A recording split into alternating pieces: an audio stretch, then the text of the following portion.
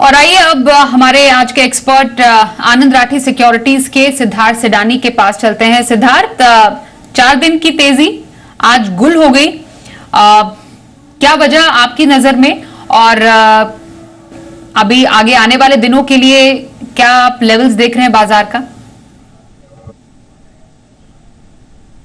Good evening Swati.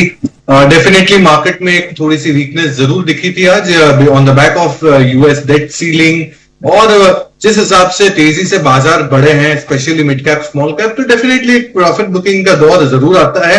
और ये दौर से आप क्योंकि वॉलेटिलिटी ऑलवेज आपका दोस्त रहेगा, तो मार्केट नीचे भी आएगा तो आपको मौका मिलेगा। तो मैं मानता हूं कि एक प्रॉफिट बुकिंग का दौर जरूर आ सकता है कभी भी, और वो 500 पॉइंट का भी आ सकता है निफ्टी में। सो आपको 18,200 का लेवल जरूर ध्यान में रखना है। इसके नीचे जाता है तो और कमजोरी हो सकती है। यहाँ पे मिड कैप और स्मॉल कैप ऑफकोर्स आपको मेरिट के हिसाब से देखना है कि जिनके नतीजे अच्छे, रोड मैप अच्छा दिख रहा है, मैनेजमेंट की कमेंट्री अच्छी है, गाइडेंस अच्छी है, उन सब स्टॉक्स पे आपको जरूर नजर टिकाए रखनी है। बट हाँ, एक चीज का जरूर मैं जिक्र करूंगा कि एक साथ बाइंग नहीं करनी है, टुकड़ों में बाइंग करनी है, क्योंकि बाजार एक स्ट्रॉन्ग लेवल्स पे खड़ी है। यहाँ पे अगर छोटा बड़ा करेक्शन आता है तो स्टॉक में भी गिरावट रहेगी, तो आपको टुकड़ों में खरीदारी करनी है। बिल्कुल सिद्धार्थ, आपके नजर में पोजिशनल ट्रेड के लिए कौन सा स्टॉक आप सजेस्ट करेंगे? बिल्कुल स्वाति, पोजिशनल स्टॉक के लिहाज से मैं टाटा केमिकल पे बात करूंगा। केमिकल की स्पेस की कंपनी बेहतरीन कंपनी है, टॉप 5 प्लेयर में है विश्व में सोडा ऐश और सोडियम में। तो मैं मानता हूं कि टाटा केमिकल पे खरीदारी की राय। अभी का जो ट्रेड हो रहा होगा वो 971 के करीब का होगा। स्टॉप लॉस आपको रखना है 950 का, 950 का, और टारगेट आपको रखना है 1010, 1010। सोडा ऐश की कंपनी बेहतरीन कंपनी है, नतीजे दमदार दिखे, मार्जिन करीबन 3% से बढ़ के 21.9% दिखे, 22% के करीब, और डिमांड अच्छी रहने की उम्मीद, एक्सपोर्ट्स में रिवाइवल होने की उम्मीद टाटा केमिकल द्वारा, और reopening of China real estate space, क्योंकि ये एक काफी फायदेमंद हो सकता है टाटा केमिकल। टारगेट आपको 1 से 2 महीने का नजरिया रखना है, और टारगेट आपको रखना है 1010। ये रही पोजिशनल कॉल सिद्धार्थ सिडानी की टाटा केमिकल्स में। और लॉन्ग टर्म के लिए कौन सा स्टॉक पसंद है आपकी? बिल्कुल स्वाति, लॉन्ग टर्म नजरिए से मुझे एक फोर्जिंग की कंपनी काफी बेहतरीन लग रही है, एमएनएम फोर्जिंग। एमएम फोर्जिंग मुझे काफी बेहतरीन लग रही है। अभी का क्लोज होगा 850 का, आपको टारगेट रखना है लंबे समय के लिए 1060 का। अब ये प्रोमिनेंट प्लेयर है in terms of forging, in terms of India, Europe और बहुत सारे डेस्टिनेशंस में काम करती है। कमर्शियल व्हीकल का जो फोर्जिंग करती है ये कंपनी मैक्सिमम करती है, 80% कमर्शियल व्हीकल है, 11% के करीब पैसेंजर व्हीकल है, और इत्यादि इत्यादि। और चौथे तिमाही के नतीजे अच्छे, मुनाफा चौंक जाएंगे आप, 230% के करीब बढ़ के आया मुनाफा। रोबस्ट ग्लोबल आउटलुक है, रेवेन्यू गाइडेंस भी काफी स्ट्रॉन्ग है, 1800 से 2000 करोड़ का रेवेन्यू गाइडेंस है, 250 करोड़ का केपेक्स कैपेसिटी बढ़ाने की योजना है कंपनी द्वारा, और कमर्शियल व्हीकल में अच्छी एक स्ट्रेंथ दिख रही है, 5 से 12% की बढ़त आप देख सकते हैं। सो एमएम फोर्जिंग की बहुत बेहतरीन कंपनी, टारगेट आपको रखना है 1060। एमएम फोर्जिंग्स में लंबी अवधि की खरीदारी की सलाह सिद्धार्थ सिडानी की। आइए अब कुछ दर्शकों से उनके सवाल जान लेते हैं। राजस्थान बीकानेर, ओके, हमारे साथ पहले कॉलर है जयपुर से कमल कुमार साहब। नमस्कार कमल जी, बताइए कौन से स्टॉक पर सवाल है आपका? सर मैडम, मेरा आईटीसी शेयर के ऊपर सर मैडम सवाल है। ये मैंने सितंबर 2021 में मैंने ये शेयर बाय किए थे 778, जो मेरी प्राइस पड़े थे एवरेज 232 रुपए के हिसाब से। तो सर मैडम मुझे बताइए, इसको मैं आगे होल्ड करूं या सेल कर सकता हूं मैडम? अभी इसमें आगे ये कहाँ तक बढ़ने का चांस नहीं? आपका तो प्राइस डबल हो गया आईटीसी में, और मुनाफा भी अच्छा है। सर क्या करें आईटीसी में यहां से अब? बिल्कुल स्वाति, आप एकदम सही कह रहे हैं, डबल हो गया इनके लिए, कमल जी के लिए आईटीसी। और 200 रुपए में बहुत मजाक उड़ रहे थे कि 200 की नोट करेंसी हटा दिया जाए, आईटीसी को रख लिया जाए, स्टॉक मूव ही नहीं करता था, डार्क हॉर्स बन के आया है।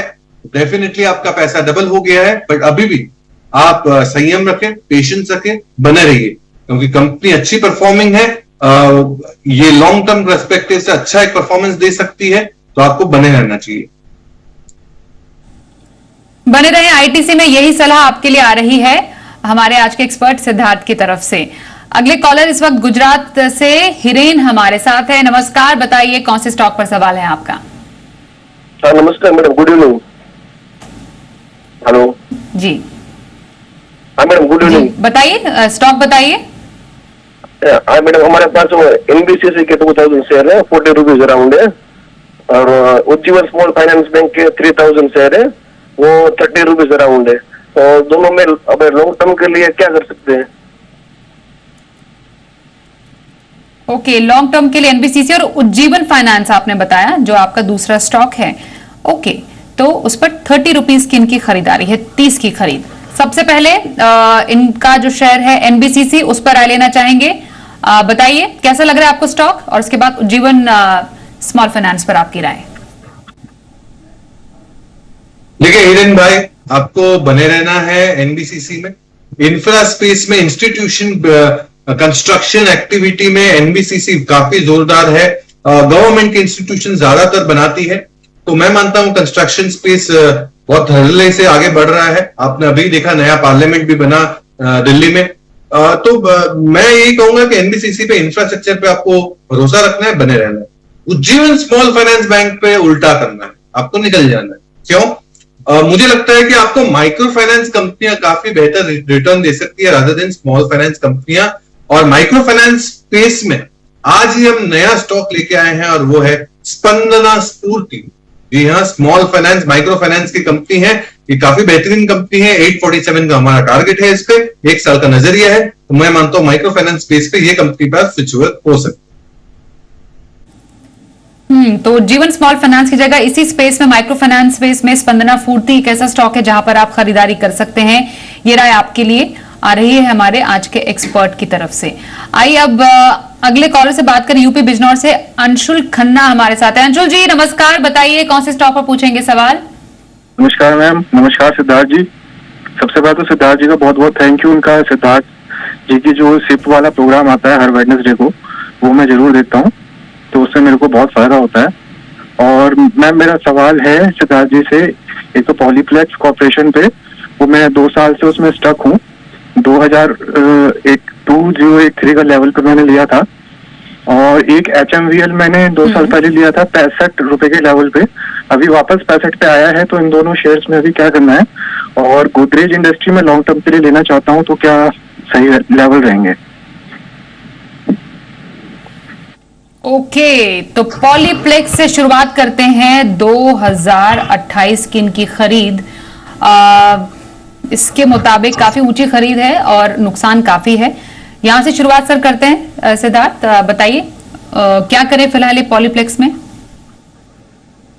बिल्कुल खन्ना साहब, पहले तो बहुत बहुत धन्यवाद। आप सिप की सिप देखते हैं हर बुधवार को सुबह को 9:45 बजे, और धन्यवाद आप उसको फॉलो करते हैं। निवेश की सारी राय रहती है। और रही बात पॉलीप्लेक्स की, तो पॉलीप्लेक्स आपको लंबे समय के लिए रखना है। अच्छी कंपनी है, असाधारण सा एक करेक्शन भी हमने देखा, कहीं ना कहीं परफॉर्मेंस में भी कहीं ना कहीं कमी दिखी हमें पिछले क्वार्टर्स में। तो मैं मानता हूं आप बने रहिए, अच्छी कंपनी है, आपको बिल्कुल भरोसा रखना चाहिए। थोड़ा सा लंबे समय देना पड़ेगा, 6 से 12 महीना। दूसरी कंपनी कौन सी थी Swati? I just missed out. Hindustan media, HMVL। इसको आपको ट्रेडिंग का पर्सपेक्टिव अपनाना चाहिए। थोड़ा बहुत मुनाफा हो, निकल जाए, मुनाफा बांध ले, वही बेहतर है। और गोदरेज इंडस्ट्रीज में ये जाना चाहते हैं, खरीदना चाहते हैं, कौन सा लेवल आपको लग रहा है इनके लिए सही रहेगा? देखिए खन्ना साहब, खरीदिए आप गोदरेज, पर गोदरेज इंडस्ट्रीज नहीं, गोदरेज कंज्यूमर प्रोडक्ट खरीदे। मैं मानता हूं कि FMCG समूह की company Godrej consumer product, good night, Cinthol और वगैरह वगैरह बहुत अच्छे ब्रांड्स हैं इनके पास। अब इनके ग्रोथ इंजन शुरू हुई है, और रूरल इंडिया में भी डेफिनेटली फोकस आया है।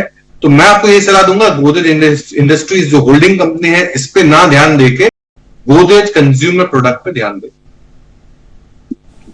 ओके, तो गोदरेज कंज्यूमर्स आपके लिए एक बेहतर डील साबित हो सकता है।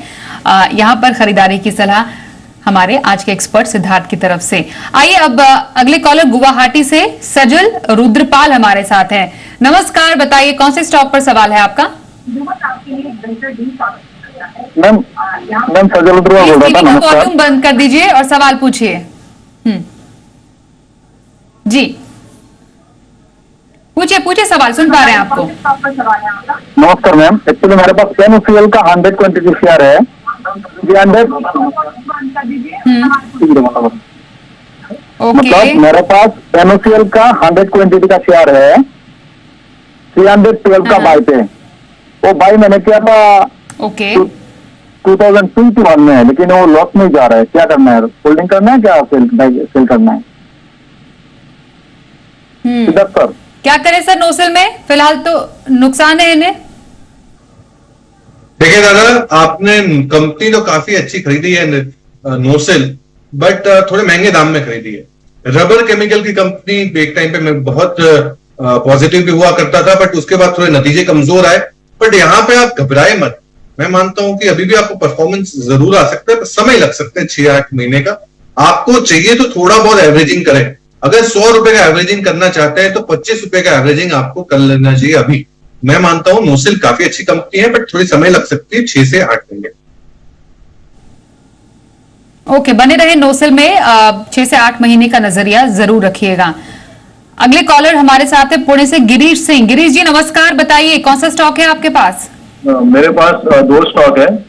एक है टाटा मोटर्स जो 501 शेयर है 85 के रेट पे, और दूसरा शेयर है मेरे पास आईआरसीटीसी 2001 शेयर है 865 के भाव पे।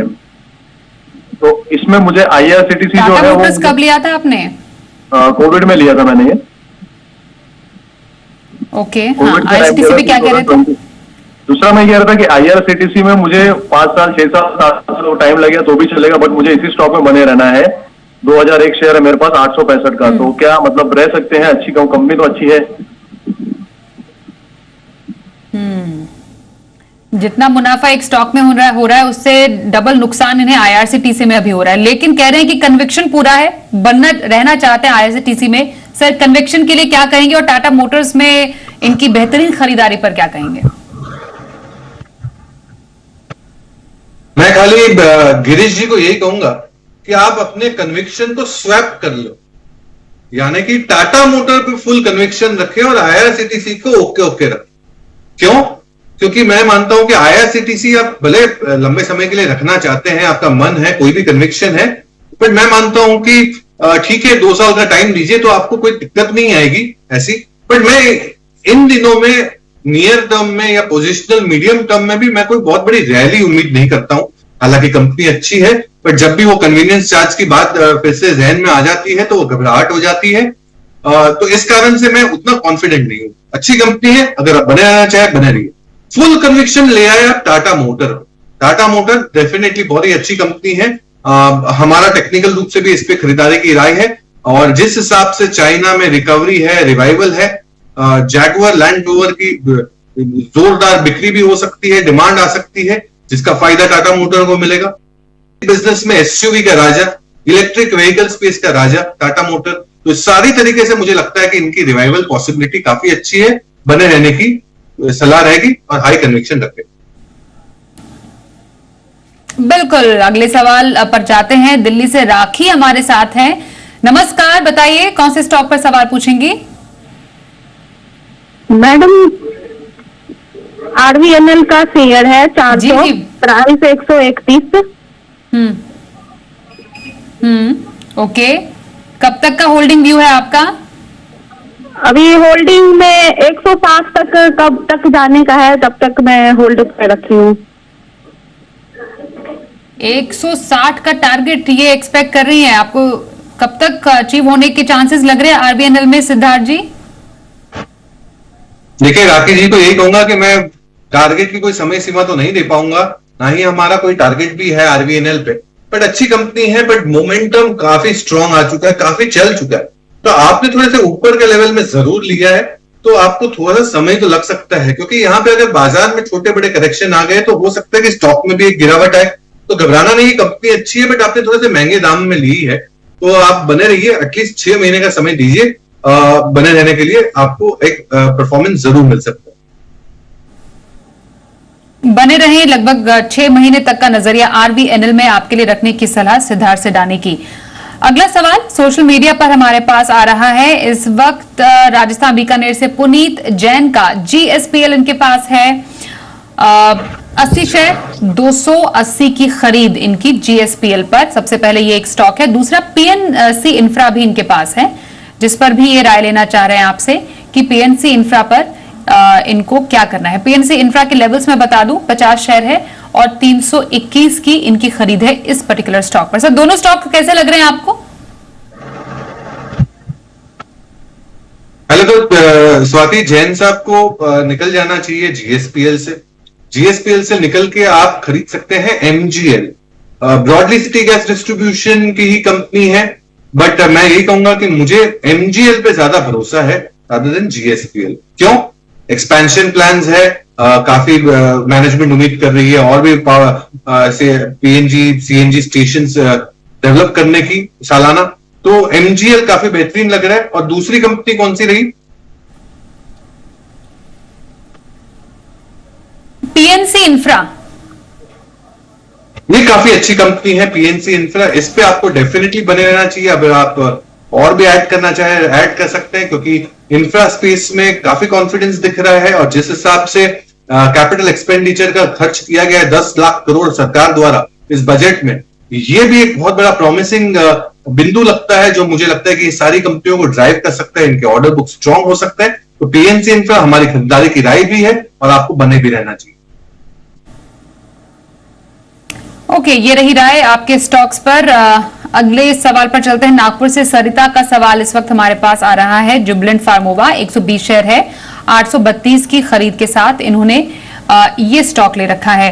कैसा सर लग रहा है आपको स्टॉक, और फिलहाल इनके लेवल्स के लिए आप क्या इन्हें राय देंगे? नुकसान काफी है, काफी ऊंची खरीद। देखिए सरिता जी, और कोई आपके पास अभी ऑप्शन नहीं बचा है कि आपको होल्ड रखना है। हालांकि मेरी इतने कोई कॉन्फिडेंट या बहुत ज्यादा विश्लेषण या डिटेल नहीं है जुबिलेंट फार्मोवा के ऊपर, बट मैं आपको ये कहूंगा कि इतना बड़ा नुकसान नहीं बांध के पूरा दिन और दीजिए, कुछ क्वार्टर्स और दीजिए, बने रहिए। पर यही स्पेस में मैं मानता हूं कि एक सरप्राइजिंग एलिमेंट जरूर आ सकता है ये पूरे स्पेस से, दैट इज फार्मा स्पेस से। और उसमें जो सरप्राइजिंग एलिमेंट मुझे दिखता है वो है डिवीज लैब। ऐसी कंपनियों पे आप नजर रख सकते हैं, क्योंकि API में देश में सबसे बड़ी कंपनी कोई हो वो है डिवीज लैब। बिल्कुल, तो फार्मा स्पेस है, डिवीज लैब भी एक ऐसा स्पेस है, एक ऐसा स्टॉक है जहां पर आप खरीदारी के मौके तलाश सकती हैं। यही आपके लिए राय सिद्धार्थ सिडानी की। वक्त एक ब्रेक का है और आगे हम मोतीलाल ओसवाल के चंदन तापड़िया से समझेंगे कल के लिए ऑप्शन कॉल।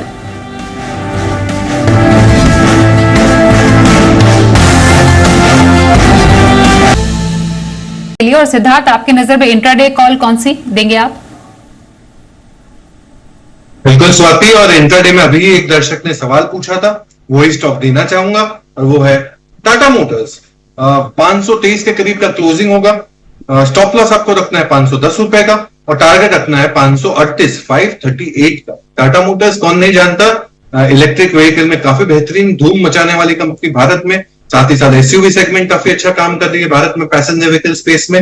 और जैगुआर लैंड रोवर जहां पे चाइना की डिमांड बढ़ रही है, इसको फायदा मिल रहा है। तो टाटा मोटर 1 से 2 दिनों का नजरिया 538 के टारगेट के लिए। टाटा मोटर्स में इंट्राडे खरीदारी की सलाह सिद्धार्थ सिडानी की तरफ से। धन्यवाद सिद्धार्थ, हमारे साथ कार्यक्रम में शामिल होने के लिए। बाजार आज और कल में बस इतना ही। रुकते हैं एक ब्रेक के लिए, देखते रहिए जी बिजनेस।